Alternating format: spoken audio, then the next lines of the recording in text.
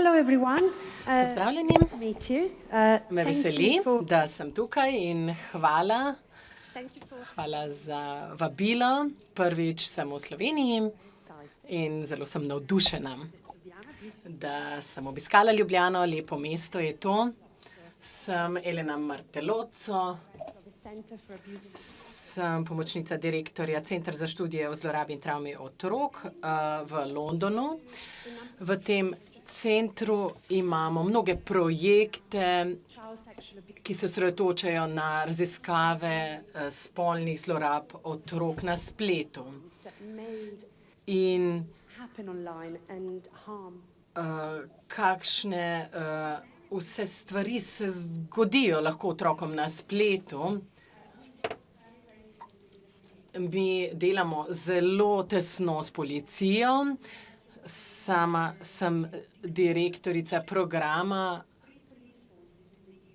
ki sodeluje s 3 policijskimi enotami v Združenem kraljestvu. In v Združenem kraljestvu vsak, ki počne takšno delo, je kriminolog in to je del našega dela, da sodelujemo s policijo. Potem izvajamo naše raziskave v okolju, v šolskem okolju. In danes bom predstavila naše delo našega centra. V tem predavanju bom govorila o življenju v digitalni dobi, kajti to je realnost za vse nas.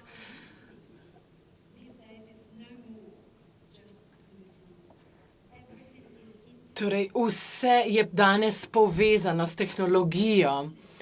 In tako kot danes živimo, je velikokrat to povezano z digitalno, se pravi preko ekranov in telefonov, pametnih telefonov. Govorila bom tudi o občutljivostih oziroma ranljivostih, o izpostavljenosti škodljivim ljudem, torej storilcem kaznivih dejanj, različnih kaznivih dejanj, pa tudi izpostavljenost škodljivim vsebinam. Vem, da ste tukaj tudi učitelji, vsi, ki delate z mladimi, z otroki, in pomembno je, da razumete, kako to vpliva, takšna vsebina vpliva na otroke in mlade ljudi. Kar se tiče vsebine, sem izvedla veliko študijo v Združenem kraljestvu, kako spletna pornografija vpliva na mlade ljudi, kako jim škodi, in z vami bom z veseljem delila naše rezultate, pa tudi priporočila za spremembe. Upam, da boste to lahko vzeli domov in uporabili v svojem poklicu oziroma življenju. Svoje predstavitve rada začnem s slikami. Ta slika je bila posneta med kronanjem novega kralja v Združenem kraljestvu in rekla sem, wow, to je neverjetno, poglejte to razliko med generacijami. Tukaj ni otrok, to so vsi odrasli ljudje na sliki, ampak samo ena gospa doživlja ta dogodek skozi svoje oči. Zakaj vam to kažem? Zato, ker ta slika pove več kot 1000 besed, kako živimo, kako se obnašamo, kako delujemo, kakšno interakcijo imamo. Mi kot državljani sveta, pa tudi storilci, žrtve, velikokrat si mislimo, kako so stvari samo lepe. Torej, veliko ljudi je danes tukaj, veliko pa nas spremlja tudi preko spleta in to je super, to, kar omogoča tehnologija. Ampak obstaja tudi druga plat, kot sami veste. In vedno rada začnem s pozitivnimi stvarmi, delam v državah, kjer, če omenimo tveganja, vsi rečejo, to moramo prepovedati. Že dolgo časa delam s policijo. don't want. We need to appreciate Vemo, da na Bližnjem vzhodu zelo radi hitro prepovejo določene zadeve. Torej, pozitivne stvari, zagotovo je to družbena interakcija z drugimi. Med pandemijo smo to videli, da to ni samoumevno, kajti brez pametnih naprav bi živeli čisto drugače. Zlasti mladi, ki so bili prisiljeni, da postanejo digitalni, torej da imajo pouk preko naprav, preko računalnikov. Veliko je tudi zdravih izkušenj, pa tudi v smislu učenja o spolnosti, raziskovanja. Otroci iščejo identitete. Ne vem, kako je v Sloveniji, ampak v Združenem kraljestvu je veliko sprememb, kar se tiče spolnosti, identitete spolov in tako naprej. In vse to lahko najdete na spletu. Govorila sem z Emily, ki bo kasneje predavala. Veliko podpore na spletu za duševno zdravje je tudi na spletu, torej komunikacija z družino, s prijatelji, samo razvoj. Kolikokrat gremo na splet, da iščemo informacije. Včasih tega seveda nismo mogli narediti. Pa tudi pozitivne stvari za organe pregona. Rada bi se tudi pogovarjala z vami kasneje. Rada bi izvedela, kakšne imate vi pozitivne izkušnje s povezljivostjo pri vašem poklicu. Kaj lahko delate zaradi vseh teh povezav in tehnologije? Zagotovo je seznam zelo dolg. Ampak jaz kot kriminologinja vedno moram govoriti tudi o slabih rečeh, negativnih plateh. Veliko je tem, s katerimi se tudi vi ukvarjate. Prva je zagotovo grooming, torej napeljevanje, prisila, izkoriščanje. To se je zaradi spletne povezljivosti, povezanosti zelo povečalo. Zakaj pa se je to zgodilo? In gre za citat, ki je kar dolg, ampak mislim, da ima povzeto bistvo, kaj pomeni ta povezanost za storilce kaznivih spolnih deliktov. Torej, spolni predatorji so bili vedno med nami. Kar pa zdaj vidimo, je, da je ta hitrost, kako se njihova dejanja odvijajo, hitrejša, imajo več priložnosti, zato ker je splet, torej internet, orodje, ki jim to omogoča. Izzive, ki jih predstavim našim policistom, je koliko ljudi, ki jih ujamete, ko si pošiljajo posnetke, ali so res storilci ali so samo oportunisti. Torej, zagrabijo to priložnost, sprejmejo to tveganje. Pa naj vam teoretično povem še malo več o tem. Ampak najprej citat, ki sem ga omenila. Tukaj pravi, kibernetski prostor prek spleta je omogočil nove poti za storilce spolnih deliktov, da se približajo otrokom. Torej, imajo na voljo okolje, kjer lahko pridejo do otrok. Pred 30 leti, recimo, storilec spolnih, recimo pedofili, če lahko ta izraz uporabim, pedofili so bili zelo osamljeni ljudje, ki so iskali načine poti do otrok, do žrtev, Poiskali so tega otroka, se mu približali, spostavili zaupanje in potem se je zgodila zloraba. To se je zdaj zelo pospešilo na spletu. Poleg tega ugotovljeno je bilo, da storilci gibljajo po spletu zato, ker imajo v resničnem svetu manj dostopa do otrok. Torej, dostopnost je ključnega pomena.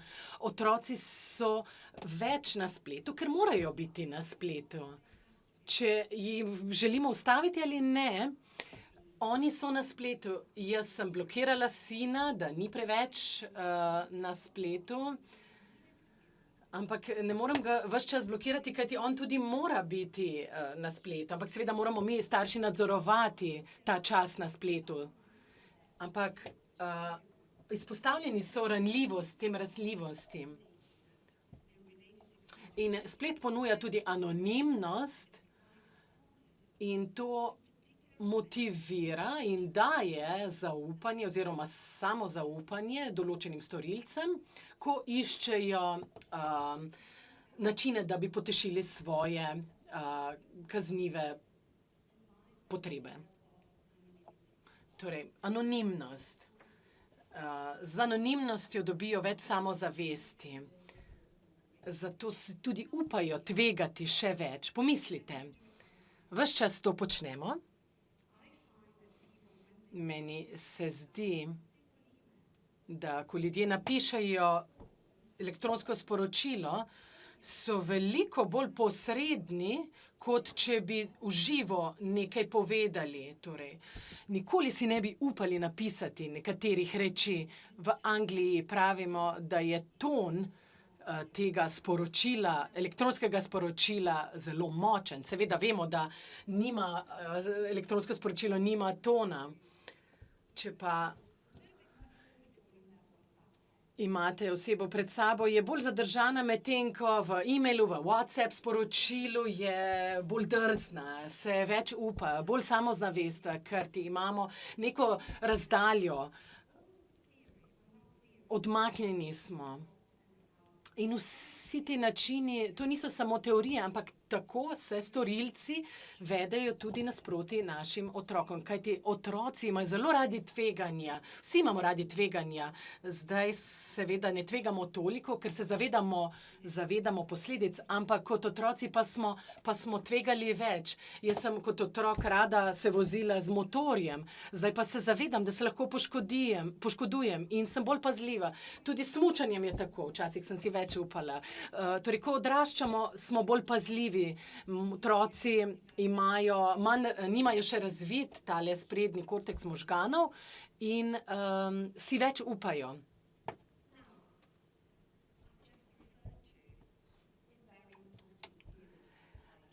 Omenila sem pomembno teorijo.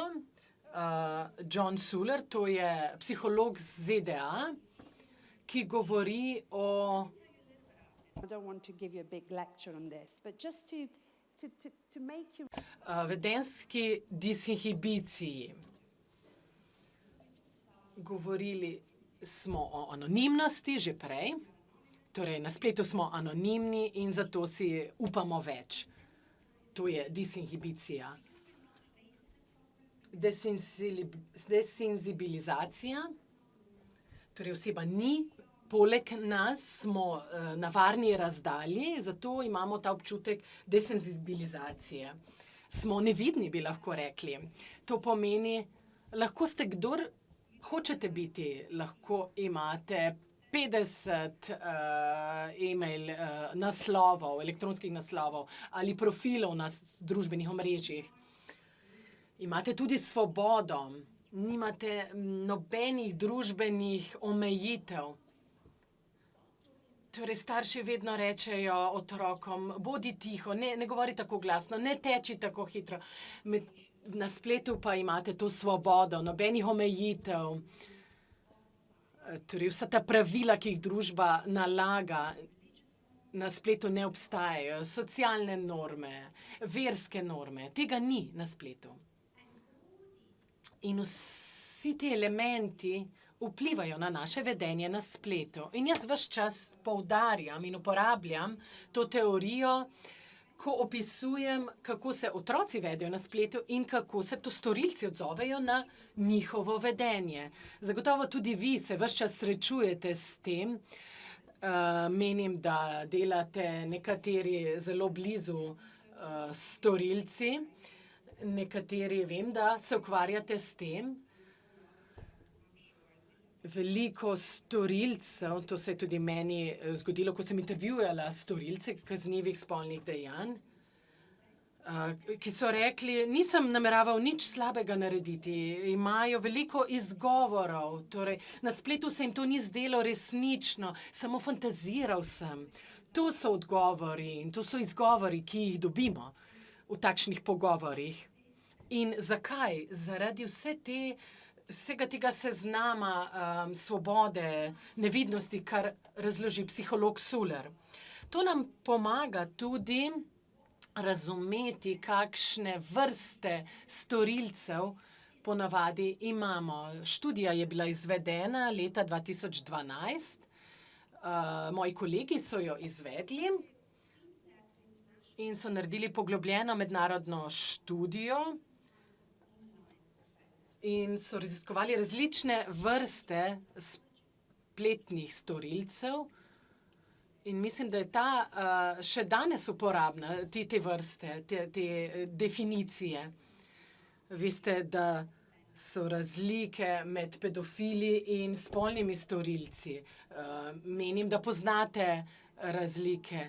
Niso vsi pedofili tisti, ki zakrivijo kaznivo dejanje, in niso vsi spolni storilci tudi pedofili. Torej, prva skupina so storilci, ki iščejo intimnost, iščejo neko zabavo, nimajo predhodnih kaznivih, torej niso obsojeni. In otroška pornografija je izraz, ki ga ne uporabljamo v Združenem kraljestvu, v Evropski uniji pa, ampak te osebe, torej v prvi skupini, nimajo slik oziroma posnetkov oziroma vsebine otroške pornografije. Ampak ti storilci se radi povežejo z otrokom v neki intimen odnos in verjamejo, da je to soglasno z obeh strani. Imamo pa tudi bolj prilagodljive storilce, ki iščejo več takih odnosov. Iščejo kogarkoli, ki se bi strinjal v intimen odnos na spletu. In ti ljudje v drugi skupini so ljudje, ki so že bili obsojeni za takšna kazniva dejanja. To so ljudje, ki vidijo mlade ljudi in otroke kot zrele, sposobne odločati zase. Mi pa vsi vemo, da otroci nimajo te možnosti, da se ne morejo strinjati z nečem, z odraslim glede spolne odločitve, če tako rečemo. Torej, ti ljudje so ves čas na spletu, iščejo priložnosti in se tudi prilagajajo, prilagodijo svojo taktiko napeljevanja. Če se otrok vede na določen način, bodo našli ta način, torej se prilagajajo. Zato rečemo, da je to prilagodljivi stil storilca. Tretja skupina pa so hiperseksualizirani storilci. Oni že imajo tudi vsebine otroške pornografije, so tudi povezani z različnimi drugimi storilci, uporabljajo prevaro kot svoje orodje, so veliko bolj agresivni, bolj posredni v svojih kontaktih in velikokrat tudi grejo v odnose v živo, torej iz spleta v živo. Torej, te tri skupine storilcev vodijo do različnih vrst viktimizacije, kot si seveda lahko tudi sami predstavljate. Kaj je tukaj zanimivo? vso teorijo, ki sem jo omenila, torej kako je bilo pred 30-40 leti pred internetom, ko je storilec moral iti skozi različne faze, da je prišel do želenega. Torej, prva stvar, ki jo potrebuje storilec, je dostop do otroka, da lahko sploh vzpostavijo neko prijateljstvo, nek odnos. In potem to imenujemo faza oblikovanja prijateljstva. Potem je naslednja faza oblikovanja odnosa, potem je faza ocene tveganja, torej storilec ugotovi, da ni za njega nobenega tveganja.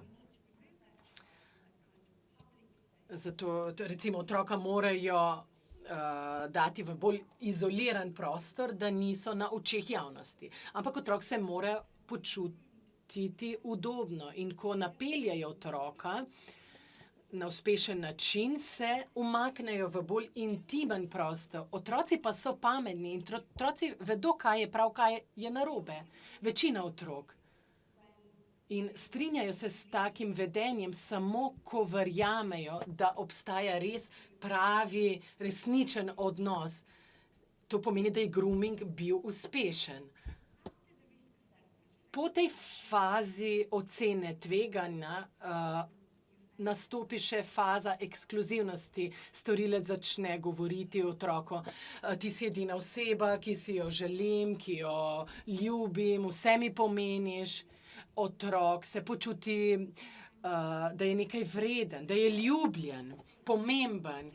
In to je najtežje za nas, da vemo, da otroci imajo radi, ljubijo storilce, zato tako malo vemo o viktimizaciji, kajti otrok zelo težko to pove. In ko ugotovi, da je bila to zloraba, se počuti krivega, odgovornega, počutijo se, da so naredili nekaj narobe in počutijo se slabo, zato seveda nočejo več govoriti o tem. Jaz sodelujem z organizacijo Prometeo, to je italijanska organizacija, ki pomaga otrokom, ki so bili spolno zlorabljeni. Gre za neko telefonsko linijo, nimajo veliko sredstev, ampak to, kar počnejo, je neverjetno. Pomagajo žrtvam z vse Italije, da spregovorijo, da dobijo podporo. In najstarejša žrtev je stara 90 let.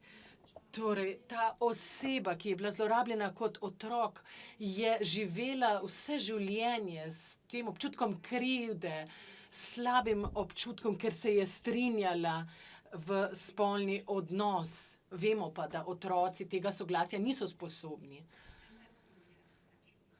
In potem zadnja faza je spolna faza.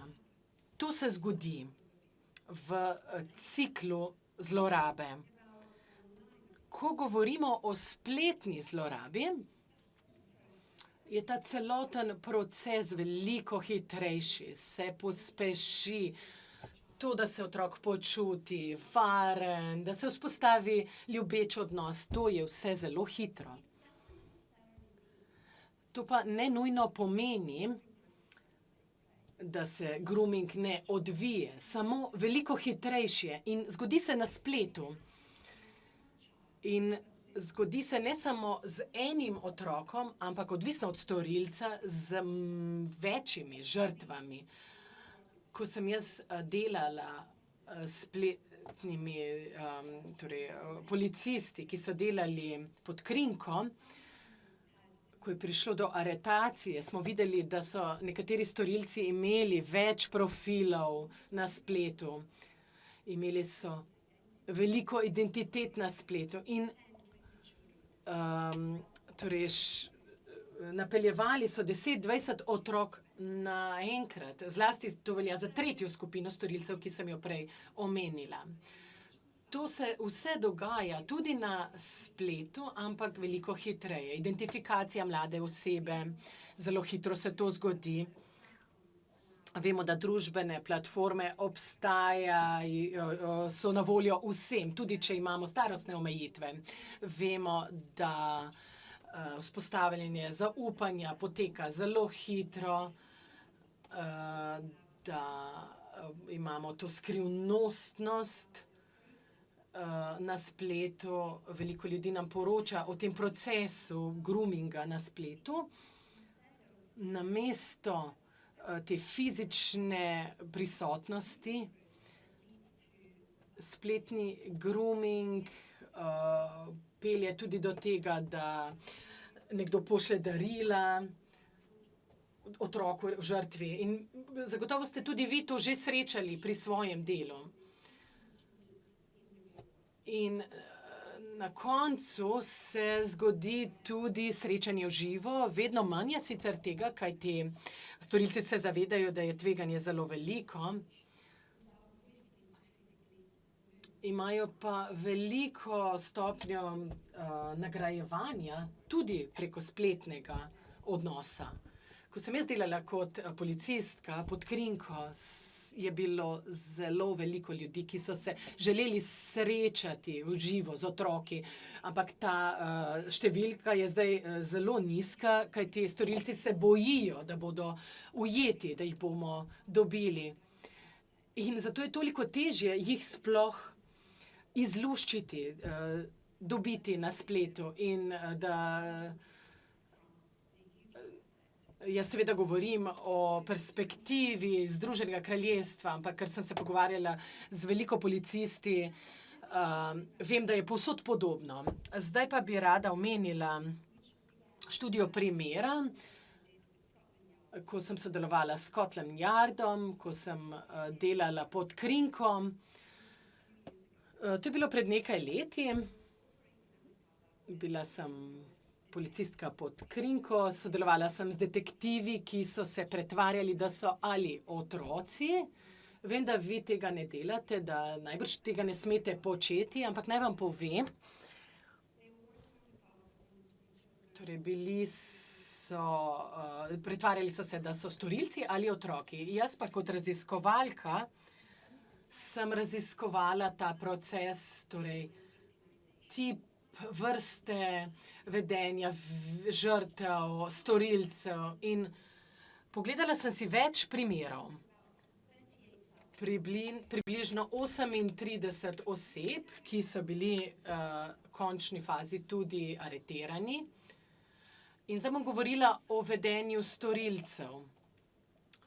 Polovica teh storilcev, ki so bili aretirani, so uporabljali različne naprave. Najprej seveda začnejo z groomingom, ampak ker želijo si zagotoviti, da je otrok v njihovi posesti, grejo na različne platforme. Rečejo, želim te videti, želim se pogovarjati s tabo, zato da bi potem prišli na torej video klic, na kamere. Nekdo je mladi osebi, to je bil policist pod krinko, poslal veliko sporočil, veliko posnetkov, da bi tega otroka pripravil na to izkušnjo. Kajti otroci velikokrat samo raziskujejo in storilci delijo z otroki pornografske vsebine, tako da jim pokažejo, kaj se lahko zgodi. 2/3 oseb se je izpostavilo na spletu, torej priključili so svojo kamero, menili so, da so v stiku z mlado osebo, deklico. Izpostavili so se, torej ta svoj zločin, kaznivo dejanje in moramo razmisliti o tem, kajti to je trenutek, ko se odnos velikokrat konča. Tukaj gre za storilce, ki želijo veliko pozornosti, fizično zadovoljstvo, zadovoljitev, recimo v obliki masturbacije in potem je to. Potem izklopijo kamere in gredo naprej. Torej, želijo ta hitro zdravilo. Ne želijo tega dolgotrajnega odnosa, ampak želijo neke vrste pornografsko vsebino s to osebo in tako tudi delajo z otrokom za toliko časa, kot ga pač potrebujejo. 2/3 storilcev, torej samo majhna količina, majhna številka ljudi si je želela fizičnega odnosa v živo. Zanimivo je bilo tukaj, da tisti, ki so potovali, ki so se želeli srečati v živo, jaz sem jih intervjuvala ali policija, večinoma so trdili, da je šlo samo za fantazijo, da oni niso imeli nobenega namena, da bi imeli odnos s tem otrokom, čeprav veliko od njih je prineslo s sabo tudi lubrikante, kondome, bili so popolnoma pripravljeni na spolni odnos, ki naj bi se odvil. Who are these people? You know, because often when Kdo so ti ljudje? Velikokrat govorimo o storilcih. Kdo so to stari moški, si mislite, v plaščih, ki sedijo v parku, v dežnem plašču? Ne, niso takšni. and the Zanimivo je to, da se starost niža. Večina groomerjev je bilo belih moških, starih med 36 in 45. Morda v Sloveniji, če rečemo, da so to beli moški, ne pomeni veliko, ampak to študijo smo opravili v Londonu. Ne vem, ali ste že bili v Londonu, ampak to je eno od najbolj multikulturnih mest v Evropi.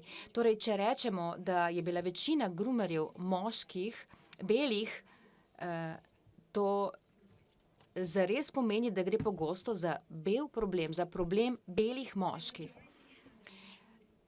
Večina teh storilcev je imelo otroke, torej to niso bili nekakšni čudaki, ki živijo sami s svojo materjo in pošiljajo e-maile. Ne, to so bili moški, ki so pogosto imeli družine in tudi službe.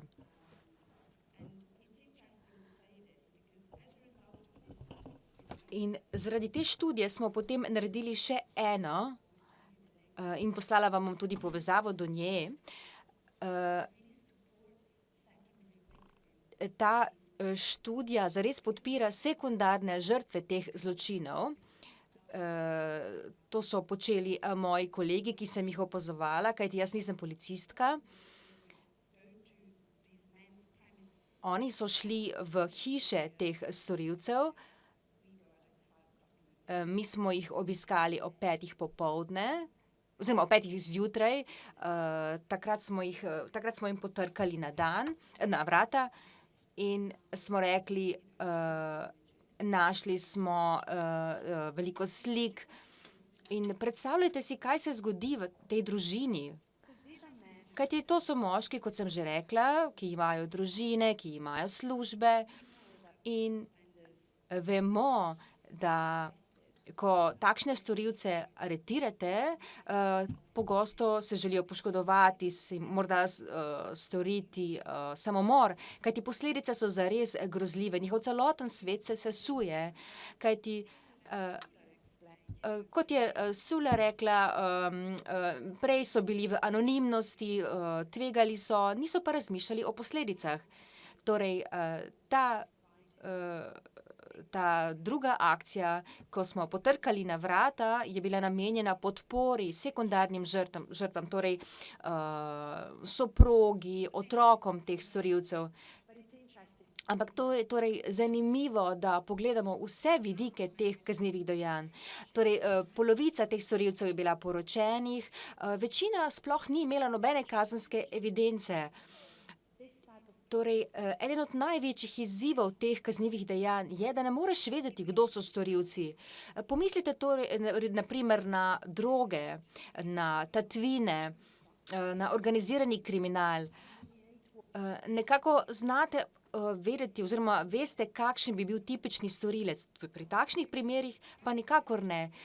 Govorila sem z odvetniki, z taksisti, torej zelo raznolika skupina ljudi je to in to je velik izziv za policiste in izziv je torej tudi razviti tipologijo in to je tudi hkrati tvegano in nevarno, kajti ti ljudje prihajajo iz različnih okolij in torej tipologija mora biti fluidna. In biti moramo zelo prožni, ko razmišljamo o tipu takšnega storilca. Velika večina teh storilcev je bila aretiranih, ker so šli iskati resnične stike. Torej, sodeč po nekaterih študijah,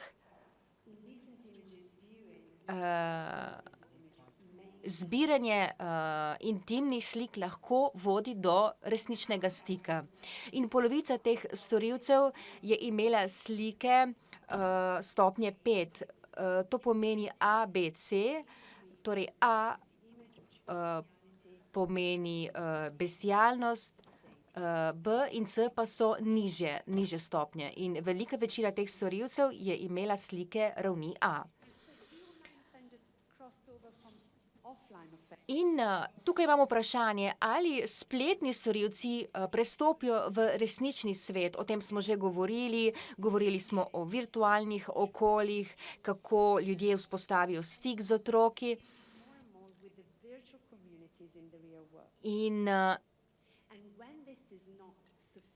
ko virtualni stiki niso dovolj, potem storilec želi ustvariti še močnejši stik, da ustvari resnično priložnost.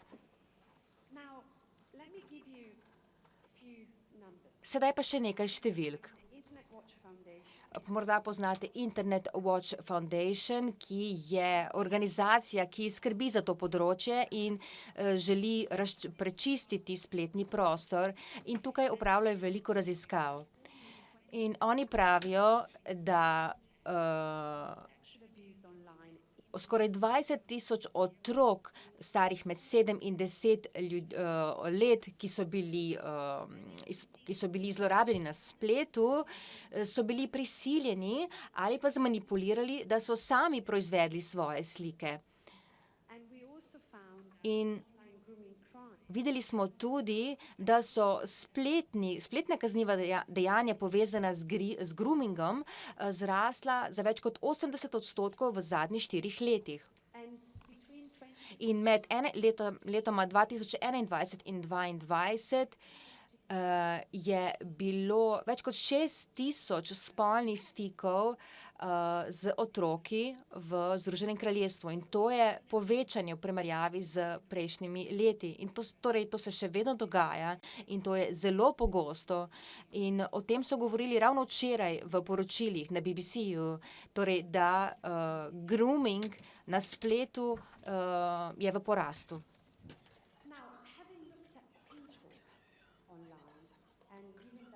Torej, na spletu smo si ogledali, kakšni so stiki z ljudmi, pomembno pa je tudi vedeti, kakšne so vsebine, na katere lahko naletijo otroki na spletu.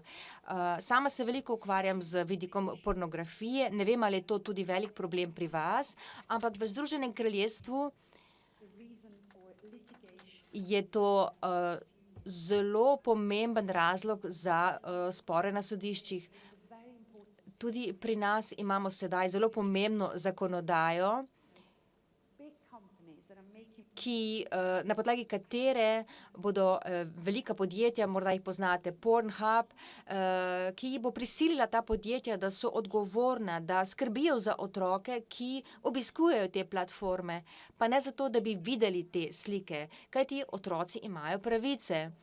Seveda lahko grejo na Google, ampak ne bi smeli videti slik, ki jih ne želijo videti. In to je torej ta pomemben argument te zakonodaje. In na podlagi te zakonodaje bo mogoče kaznovati podjetja, ki ne bodo skrbela za čistočo svojih platform. Sedaj bi vam pa rada pokazala še nekaj dokazov, ki smo jih uspeli zbrati. Torej, če se vrnem nazaj na Internet Watch Foundation, opazili so, da je bilo povečanje za več kot 8,000 primerov otrok starih med 7 in 10 let, ki so prikazovali svoje lastne gole slike. Vemo, da so otroci na spletu, da se povezujejo, da imajo občutek, da lahko razvijajo odnose na spletu. In to pa zato, ker se tudi otroci počutijo veliko bolj svobodni in z manj preprekami, tako kot odrasli. Tudi veliko dokazov imamo z vidika stikov, ki jih imajo starejši ljudje oziroma odrasli ljudje, imajo zmenke na spletu, kažejo svoje gole posnetke in tudi pri otrocih je tako in temu se ne moremo upreti. Ampak kaj lahko naredimo?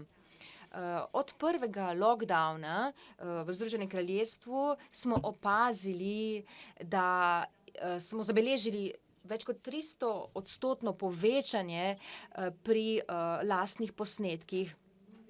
In kot sem že omenila, Internet Watch Foundation skrbi, da se odstranijo vsi intimni posnetki. Slika golega otroka ni primerna in je nezakonita. Če se otrok samega posname in to pošlje svojemu fantu ali dekleti in to objavi, je to nedostojna slika. Torej, Internet Watch Foundation že več let dela na tem področju in čisti oziroma odpravlja te slike, kajti to so neprimerne slike otrok. Kot sem že rekla, smo zabeležili več kot 300% povečanje od pandemije. In torej otroci se razkrivajo pred tujci. Morda je razlog za to dejstvo, da so žrtve groominga ali pa zgolj dejstvo, da otroci, kot sem že rekla, radi tvegajo in so vzhičeni in jim je to všeč. Ampak otroci so se tega morali nekje naučiti. In torej, kaj so tukaj skrbi?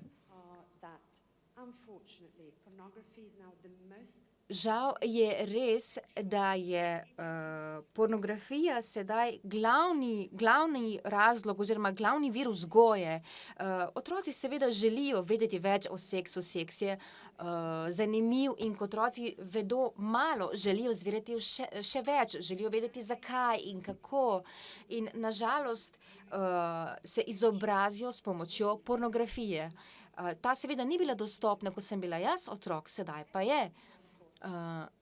Ljudje oziroma otroci gredo na Pornhub, kajti to je dostopno, to je odprto vsem in je brezplačno. Torej, lahko gledaš pornografijo ob katerikoli uri dneva, če želiš. In če nekaj narobe natipkaš, se pojavi pornografija. Morda se tudi to vam zgodi. In veliko otrok odkrije pornografijo, veliko predno odkrijejo spolnost, tudi predno so imeli prvi poljub. In kaj se zgodi? Imeli smo veliko primerov v šolah, imeli smo spolne napade med majhnimi otroki. Veliko stvari se je zgodilo, zaradi katerih smo potem ugotovili naslednje. Ugotovili smo, da je eden od glavnih razlogov za vedenje mladih ravno pornografija. Kajti pornografija, ki jo vidijo, ni isto kot niso spolni odnosi, ki so v resničnosti. Kajti ti spolni odnosi na spletu so nasilni, so ponižujoči in boleči in tako otroci to dojemajo. Sedaj pa še več podatkov o tem.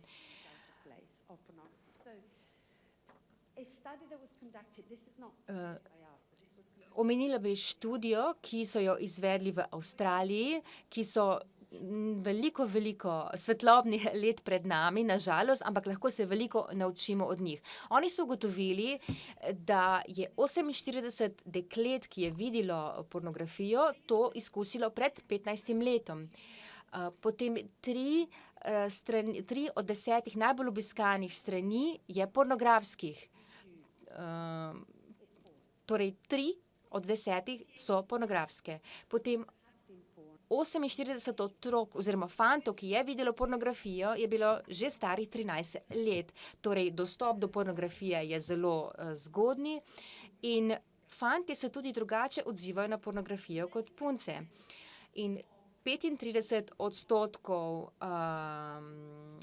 posnetkov v popularni pornografiji niso bili posneti na podlagi privolitve. Torej, to je agresivno, to je brez privolitve in pravzaprav gre za posnetke nekakšnega posilstva. Torej, 35% vsebin, ki so pornografskih na spletu, je takšne narave. In kaj smo mi odkrili? Tudi mi smo izvedli študijo pred nekaj leti in vključili smo več kot 1500 otrok iz celotnega Združenega kraljestva, šli smo v šole, pogovarjali smo se z otroki in z mladimi ljudmi, glede tega, kaj si mislijo o pornografiji in kakšen učinek ima na njih in na njihovo vedenje. Kaj smo odkrili? Kot sem že omenila, kot so nam tudi pokazali že avstralski kolegi, obstaja razlika med tem, kako se fantje in dekleta odzovejo na pornografijo. 56% fantov, ki je videlo pornografijo, pravi, da se počutijo pozitivno in se jim ne zdi, da gre za nekaj ponižujočega. Zanje je to zgolj zabava. Dekleta mislijo drugače. 40% deklet, ki je že videlo pornografijo, pravi, da se počutijo slabo zaradi tega in zaskrbljeno glede tega, kako bodo fantje želeli, da se one same obnašajo, ko bodo v spolnem razmerju. In zdi se jim, da bodo morale zadostiti potrebam oziroma ugajati fantom, kajti nanje vpliva pornografija, kakšne vsebine so tam. Prav tako obstaja razlika po starosti. Samim nam nismo imeli možnosti, da bi delali z mlajšimi otroki zaradi etičnih razlogov. Tako smo lahko začeli zgolj z 11-letniki. Vemo pa, da so še mlajši otroci v stiku s pornografijo, tudi 7-letniki. Nažalost je tako. Ampak imeli smo torej vzorec 11-letnikov do 16-letnikov in od 28% otrok, ki je videlo pornografijo, jih je 21 takšnih, ki so želeli to posnemati. Torej, posnemati so želeli to, kar so videli. Potem 39% te skupine in 42% so ravno tako želeli posnemati to, kar so videli. Torej, pornografija je njihov učitelj. Ugotovili so, kaj se dogaja v postelji skozi oči pornografije. In tudi to je zanimivo. Eno od vprašanj, ki smo jih postavili otrokom, je bilo naslednje. Kako si se počutil, ko si videl pornografijo prvič? Torej, trda meja je med prvim odzivom, torej, ko so prvič videli pornografijo, bledi stolpci pa so kasnejše izkušnje. Kakšna je razlika? Mislim, da je enako, ko prvič to vidiš, za vse, ko prvič to vidiš, ko prvič vidiš truplo, si seveda šokiran, to je zelo težko. Ampak potem pa si navajen videti veliko takšnih primerov in torej, ko si že videl 50 trupel, je to nekaj običajnega. In enako je z našim odzivom pri drugih stvarih, ko smo večkrat izpostavljeni, je šok manjši. Torej, ko so otroci prvič videli pornografijo, je to vzbudilo njihovo zanimanje. Bili so pa tudi v šoku, bili so pa tudi vzburjeni. Ampak, ko so prvič videli pornografijo, je bila vzburjenost majhna. Kajti prvi odziv je bil, to je grozljivo, tega me je strah. Moji otroci so rekli, to je bilo negravžno, to je bila beseda, ki so jo uporabili, ali ogabno, ali jak. Torej, dobili so takšen neprijeten občutek, niso bili vzburjeni, ampak bolj, ko si temu izpostavljen, pa se ta občutek gnusa ali zmedenosti, šokiranosti ublaži in veliko bolj si vzburjen. In ko prideš do te visoke stopnje vzburenosti, potem želiš imeti še bolj trdo pornografijo, ki je torej drugačna in včasih nasilna. Torej, to je ta cikel, ki ga vidimo tudi pri spolnih storilcih. Torej, ko vidijo eno sliko, želijo še več takšnih slik in iščejo še mlajše otroke, dokler ne pridejo do točke, ko želijo videti tudi zlorabo. Torej, ne želim primerjati spolnih storilcev in otrok, ampak rada bi vam samo pokazala cikel tega spreminjanja mišljenja in vedenja. Torej, to je bilo veliko informacij, kaj ne? Veliko stvari obstaja, ki jih lahko naredimo in tudi sama želim vedno tako zaključiti, vem, da imam še 4 minute na razpolago. Vedno pomislimo, kaj lahko naredimo, da to spremenimo.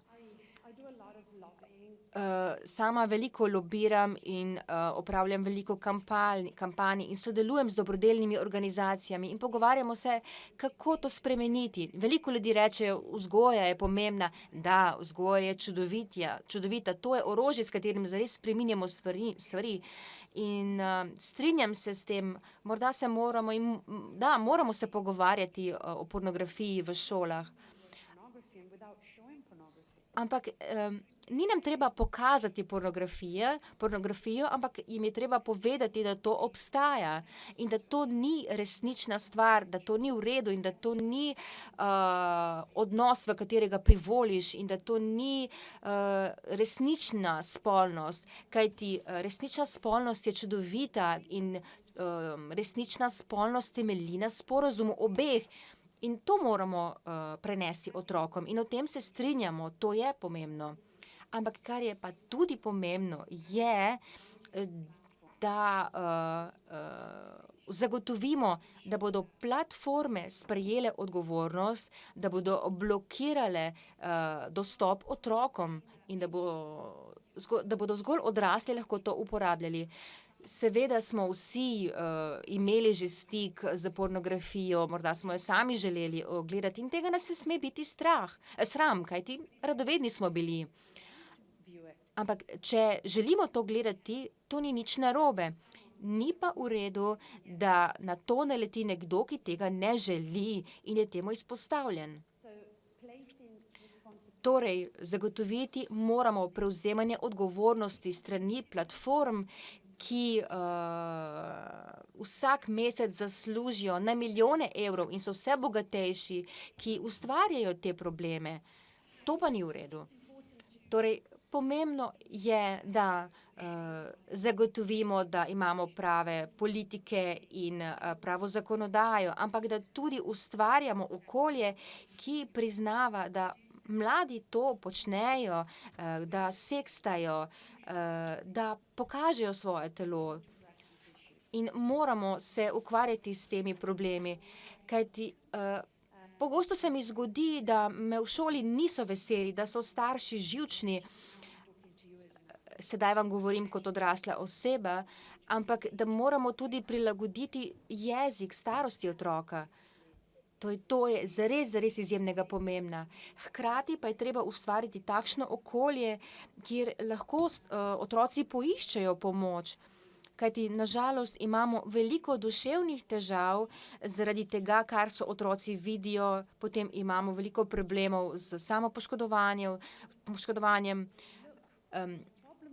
Ko pogledamo, kaj so težave za tem, vidimo, da gre za spolno izsiljevanje, za sexting, za spletna razmerja, da je to pogosto vzrok teh problemov, ki sem jih omenila v mladosti. Torej, podpora mora biti ciljno usmerjena, to je zelo pomembno. Kaj bi bila torej priporočila za spremembe? Pomembno je, da ustvarimo varen prostor za razkrivanje. Hkrati pa, kot sem že omenila, pomembno je, da imamo preverjanje starosti, kajti seveda tudi otroci znajo zaobiti verifikacijo starosti, ampak pomembno je, da da temu damo še tudi ostale vzgojne ukrepe, kot sem omenila. Hkrati je pomembno tudi povečati poročanje, torej imeti moramo možnost poročati o teh težavah, hkrati pa moramo imeti tudi več podatkov in tudi to je razlog, zakaj smo danes tukaj. Torej, da smo bolj ozaveščeni, kako sodelovati na tem področju in kako povečati naše znanje tega precej kompleksnega področja, kot je spletni grooming in izsiljevanje ter izkoriščanje. In mislim, da se mi je sedaj čas iztekel. Hvala lepa za vašo pozornost.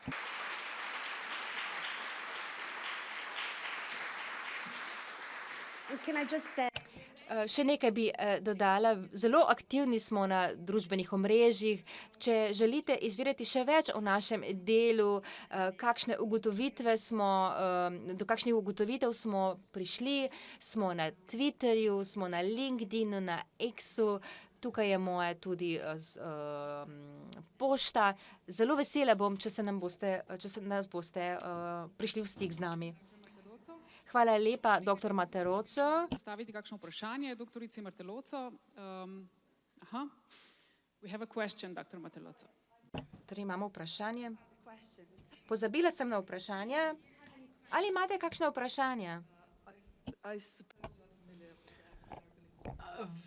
Verjetno poznate ameriški eksperiment, ko so se starši strinjali, da so okrog ljudi, torej policistov, ki so izvajali grooming nad otroki. Na koncu pa je prišlo do srečanja storilca in so torej na otroka dali vrečo in ga ugrabili. Their parents were sitting in. So reactions were gross from parents hitting their children Ampak v kombiju so bili starši. Ali ste slišali za ta eksperiment? Ne. Mislim, da ta eksperiment ni ravno etičen. Nisem še slišala zanj. Veliko eksperimentov je bilo izvedenih. Veliko raziskovalnih novinarjev. Ne vem, če se je to dogajalo tudi v Sloveniji, ampak tile novinarji so se znašli v težavah, ker so raziskovali teme, ki je ne smejo raziskovati, ali gre za nezakonito novinarstvo ali pa neetična dejanja. Mi kot raziskovalci ne bi nikoli imeli dovoljenja, da bi izvedli takšen eksperiment, zato sem malo skeptična do takšnih eksperimentov. Ne zdi se mi etičen ali zakonit, ampak ja, seveda, zanimiv pa je. Ali ima še kdo kakšno vprašanje?